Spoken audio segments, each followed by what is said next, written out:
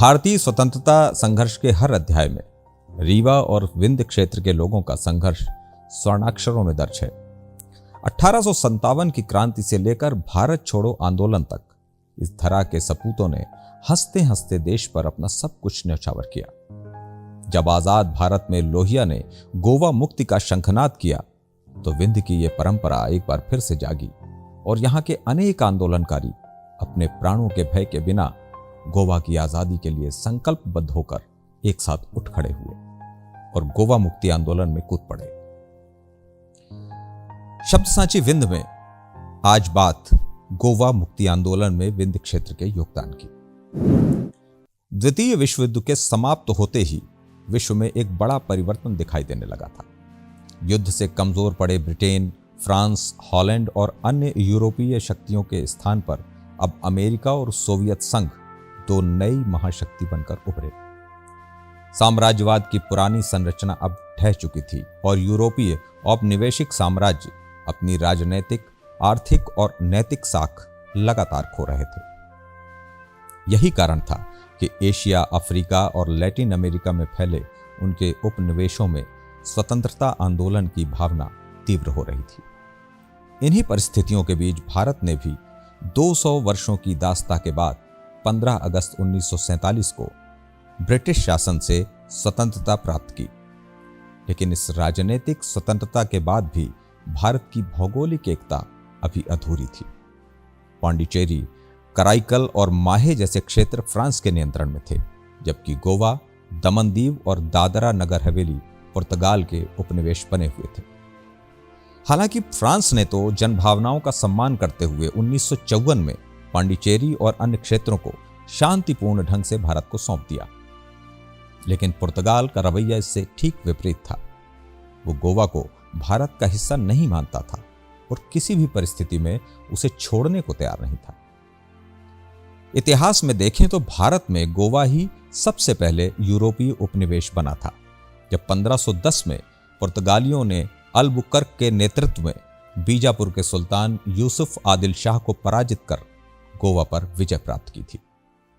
बताया जाता है कि पुर्तगालियों का शासन अंग्रेजों से बहुत ज्यादा कठोर था, जिसकी चर्चा बहुत कम होती है। खैर, भारत में स्वतंत्रता आंदोलन के प्रभाव के कारण गोवा में कुछ राजनीतिक आंदोलन हो रहे थे, लेकिन यह निराशाजनक था। भारत में ब्रिटिश सरकार के विरुद्ध स्वतंत्रता आंदोलन की अगुवा कांग्रेस और उसका केंद्रीय नेतृत्व गोवा को लेकर बहुत उदासीन था, लेकिन सोशलिस्ट गोवा की इस गुलामी से चिंतित थे। उसकी पीड़ा को सबसे पहले महसूस किया सोशलिस्ट नेता डॉक्टर राम मनोहर लोहिया ने, जब वे 1946 में अपने एक दोस्त के निमंत्रण पर स्वास्थ्य लाभ लेने के लिए गोवा में ठहरे थे। वहां उन्हें पता चला कि पुर्तगाल सरकार ने गोवा में इतने सख्त प्रतिबंध लगा रखे हैं जितने ब्रिटेन ने भारत पर नहीं लगा रखे थे। जिसके बाद लोहिया ने वहां एक छोटी सी सार्वजनिक सभा की। इसके बाद पुर्तगालियों ने उन्हें गिरफ्तार कर लिया और गोवा की सीमा से बाहर निकाल दिया। लोहिया की गिरफ्तारी के बाद भी महात्मा गांधी ने हरिजन पर लेख लिखकर पुर्तगाली शासन के इस कृत्य का विरोध किया, लेकिन गांधी के अतिरिक्त दूसरे कांग्रेस नेता पहले की तरह गोवा पर उदासीन ही बने रहे। कालांतर में सोशलिस्टों के समर्थन से गोवा के अंदर ही गोवा मुक्ति के लिए लड़ाकुओं का एक गोमांतक दल बन गया। आजादी के बाद पंडित नेहरू की सरकार दरअसल गोवा को लेकर दुविधा में थी। कारण था भारत की अहिंसक छवि और पुर्तगाल का नाटो का सदस्य होना। इसीलिए प्रारंभ में वो सैन्य कार्यवाही के विरुद्ध थे और गोवा का शांतिपूर्ण हल चाहते थे। अब सरकार जब कुछ नहीं कर पा रही थी तो जरूरत थी एक विशाल जन आंदोलन की, लेकिन आंदोलन करे कौन? आजादी की लड़ाई की अगुवा कांग्रेस देश में शासन कर रही थी, इसीलिए किसी को तो आगे बढ़ना ही था। इसके बाद इसका बीड़ा उठाया सोशलिस्टों ने। वर्ष 1955 में जब डॉक्टर राम मनोहर लोहिया के नेतृत्व में समाजवादियों ने महात्मा गांधी के सत्याग्रह के सिद्धांतों को आधार बनाकर गोवा मुक्ति आंदोलन छेड़ा था। लोहिया पहले ही गोवा में अनाधिकृत प्रवेश के बाद गिरफ्तार हो चुके थे और पुर्तगाली पुलिस की कैद में थे। इसके साथ 80 वर्षीय वयोवृद्ध सोशलिस्ट नेता सेनापति बापट और एन जी गोरे अपने साथियों के साथ 18 मई को गोवा में अनाधिकृत प्रवेश कर गए। इनमें से कई पुर्तगाली पुलिस की बर्बरता का शिकार हुए और कई गिरफ्तार करके जेल में ठूंस दिए गए। इसके बाद सोशलिस्टों ने पीटर एल्वारेस और एमएस जोशी के नेतृत्व में पुर्तगालियों के विरुद्ध देश की आजादी के दिन 15 अगस्त को चारों दिशाओं से गोवा में प्रवेश करने की एक योजना बनाई। भारत के नौजवान गुलामी के इस कलंक को मिटाने के लिए सर में कफन बांधकर निकल पड़े। गोवा को आजाद करवाना है के नारे के साथ पूरे देश भर से सोशलिस्ट कार्यकर्ता गोवा जाने की तैयारी करने लगे। किंतु गोवा में आंदोलनकारियों का जो दमन हो रहा था वो रोंगटे खड़ा कर देने वाला था। पुर्तगाली पुलिस की निर्ममता और बर्बरता की खूब खबरें आती थीं, लेकिन इसके बाद भी विंध्य के कई सोशलिस्ट युवा राष्ट्रभक्त युवा नेताओं ने भी इस आंदोलन रूपी यज्ञ में भाग लेने का फैसला किया। चंद्र प्रताप तिवारी और यमुना प्रसाद शास्त्री के नेतृत्व में विंध्य से 19 सदस्यीय प्रतिनिधि दल इस यात्रा पर निकला। इस दल में चंद्र प्रताप तिवारी और शास्त्री जी के अतिरिक्त रीवा से अवधराज सिंह, जनार्दन प्रसाद शुक्ल, ज्ञानदत्त, बाबूलाल, राम लखन और श्याम बिहारी भी शामिल थे, जबकि सतना से भैया बहादुर सिंह, योगेश्वर प्रसाद, शील कुमार, सीताराम नेपाली और सूर्य प्रताप गौतम शामिल हुए। सीधी से बांकेलाल बैगा और राम भजन सिंह शामिल हुए। बुंदेलखंड के टीकमगढ़ से लक्ष्मी नारायण नायक, विक्रम सिंह यादव और पृथ्वी विश्वकर्मा शामिल हुए, जबकि छतरपुर के भार्गव जी मुंबई में आकर इस दल में शामिल हुए।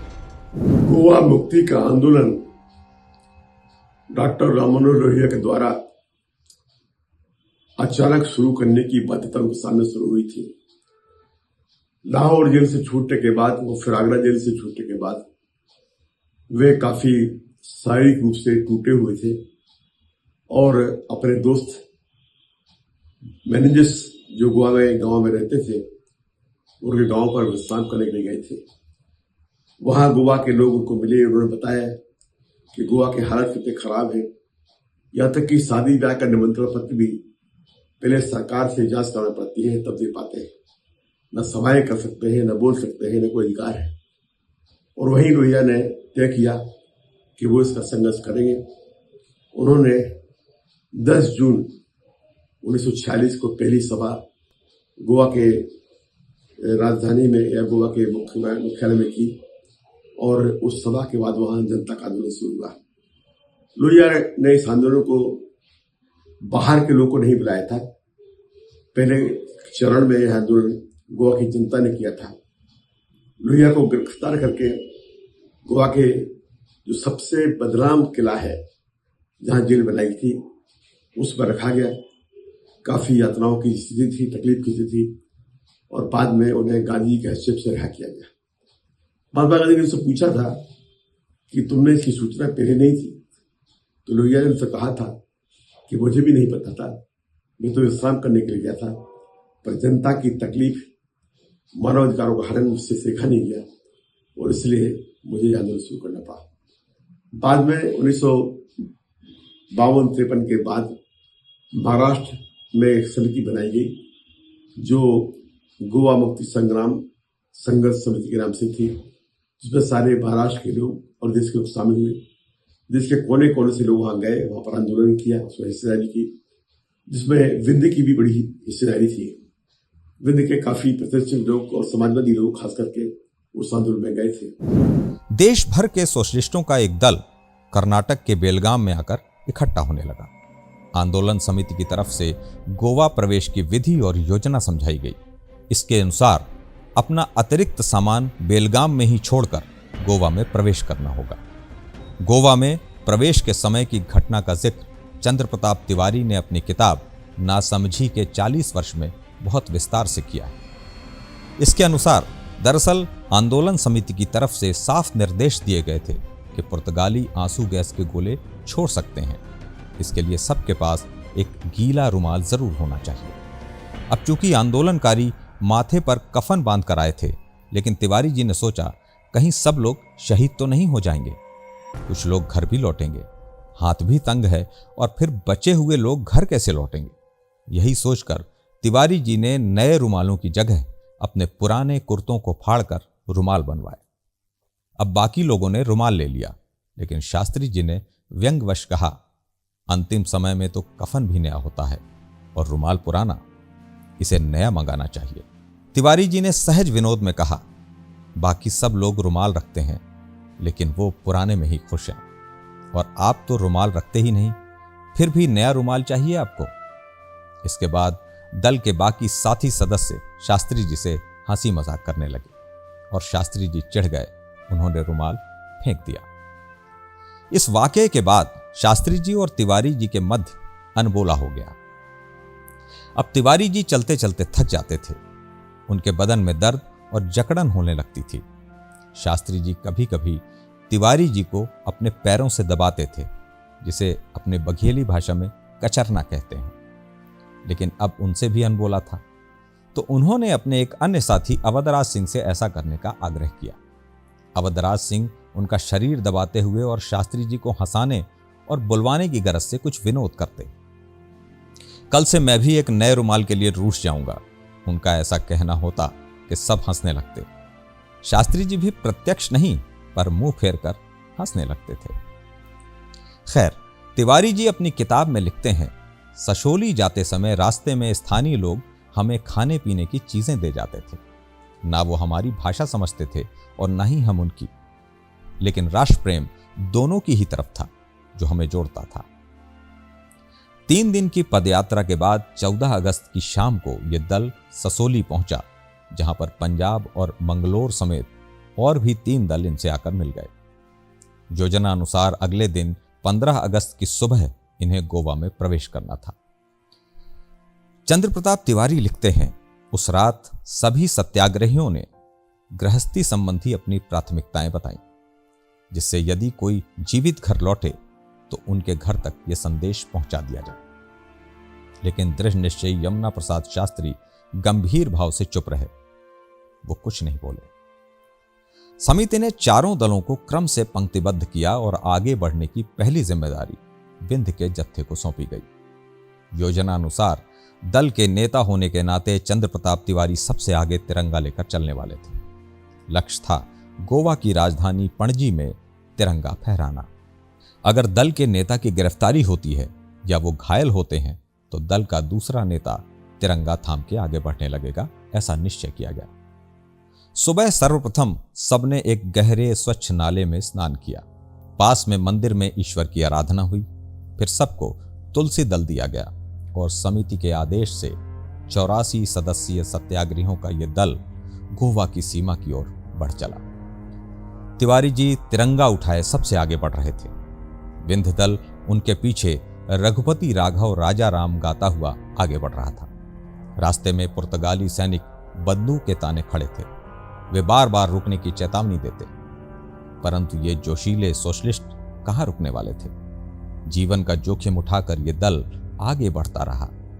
इसी दौरान रास्ते में एक पुलिस थाने पर तिरंगा फहरा भी दिया गया और जत्था आगे निकल गया। पुर्तगालियों ने भय के कारण पूरे गोवा में कड़ी सख्ती कर रखी थी, इसलिए गांवों में सन्नाटा और रास्तों पर खामोशी बिखरी थी। उन्हें डर था कि भारतीय सत्याग्रहियों के साथ कहीं गोवा के लोग भी न जुड़ जाएं। सत्याग्रहियों के लगातार आगे बढ़ने के कारण धीरे धीरे पुर्तगाली सैनिक उत्तेजित होते गए। जब वे सत्याग्रहियों को रोकने में असफल रहे तो पीछे से बिना किसी चेतावनी के उन्होंने फायरिंग शुरू कर दी। समिति के निर्देशानुसार सभी सत्याग्रही तुरंत जमीन पर लेट गए। गोलियों की आवाज थमने के बाद उठे तो कई साथी गंभीर रूप से घायल पाए गए।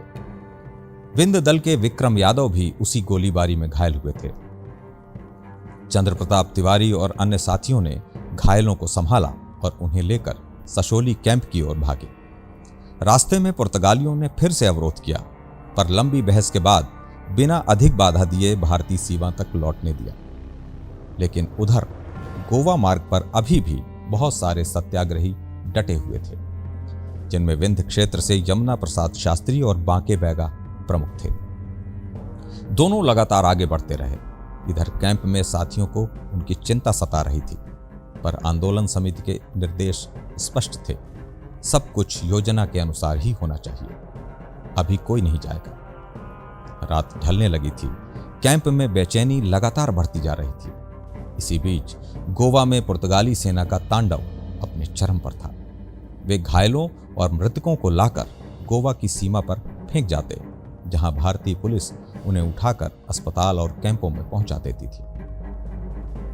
सुबह से भारतीय पुलिस की लारियां घायलों को लेकर आने लगी। सत्याग्रही दौड़कर घायलों को अस्पताल पहुंचाने लगे और साथियों की सेवा शुश्रूषा में लग जाते थे। कुछ देर बाद तीसरी गाड़ी आई। उसमें शास्त्री जी और बांके बैगा भी थे। बांके बैगा को मामूली चोटें थीं, पर शास्त्री जी बुरी तरह घायल थे। वो पुर्तगाली पुलिस के बर्बरता का शिकार हुए थे। उनका एक हाथ टूट चुका था। चंद्र प्रताप तिवारी और सभी साथी दौड़कर गाड़ी तक पहुंचे। अपने साथी को पहचानते ही तिवारी जी ने पूछा, अब दर्द कैसा है शास्त्री जी? उन्होंने कराहते हुए कहा, बहुत ज्यादा दर्द है। शास्त्री जी को तुरंत अस्पताल तक पहुंचाया गया। सभी साथी प्रसन्न हुए कि दोनों कुशलतापूर्वक लौट आए थे, लेकिन उससे भी ज्यादा प्रसन्नता इस बात की थी कि शास्त्री जी का मौन व्रत टूट गया था। इस गोवा मुक्ति आंदोलन में 3 से 4 हजार सत्याग्रहियों ने भाग लिया था, जिनमें अधिकांश लोगों को पुलिस ने गिरफ्तार कर लिया था। कुछ लापता हो गए थे। लगभग 30 सत्याग्रहियों की पुलिस बर्बरता से मृत्यु हो गई थी। 250 से ज्यादा लोग घायल हुए थे। इसी बीच भारत सरकार ने देश को आश्वासन दिया कि वो जल्द ही गोवा को पुर्तगाल उपनिवेश से मुक्त कराएंगे। इसके बाद सर्वदलीय बैठक में यह निर्णय लिया गया कि फिलहाल आंदोलन को स्थगित किया जाएगा। इसके बाद गोवा मुक्ति आंदोलन धीमा पड़ गया। बाद में भारतीय सेना ने ऑपरेशन विजय चलाकर 19 दिसंबर 1961 को गोवा को पुर्तगालियों से मुक्त करवा लिया। गोवा की मुक्ति केवल सैन्य कार्यवाही की कहानी नहीं है, बल्कि उन निहत्थे सत्याग्रहियों के साहस और बलिदान का भी परिणाम थी, जिन्होंने गोलियों के सामने भी स्वतंत्रता की लौ जलाए रखी। गोवा की इस कहानी में छोटा सा ही सही विंध्य क्षेत्र के सपूतों का भी योगदान है, जिन्होंने अपने प्राणों की परवाह किए बिना गोवा मुक्ति का संकल्प लिया और उसके स्वतंत्रता आंदोलन में कूद पड़े। यह सिद्ध किया कि राष्ट्र प्रेम किसी सीमा का मोहताज नहीं होता। हमने गोवा मुक्ति आंदोलन में विंध्य के छोटे से योगदान को याद करते हुए यह वीडियो इसलिए बनाया है क्योंकि नई पीढ़ी शायद इससे अवगत नहीं हो। आजाद गोवा के पीछे की छुपी ये कहानी हमें याद दिलाती है कि भारत की एकता अनगिनत गुमनाम बलिदानों से बनी है। विंध्य क्षेत्र की इसी गौरवशाली परंपरा को नमन करते हुए शब्द सांची विंध्य आपसे विदा लेता है। इतिहास की इन अनकही परतों में अपने विंध्य के योगदान को हमेशा याद रखें। पसंद आया हो तो ज्यादा से ज्यादा शेयर करें, क्योंकि जो समाज अपने बलिदान को भूल जाता है वो अपने भविष्य को भी खो देता है। इसके साथ ही शब्द सांची विंध्य अब आपसे विदा लेता है। जय हिंद, जय विंध्य, नमस्कार।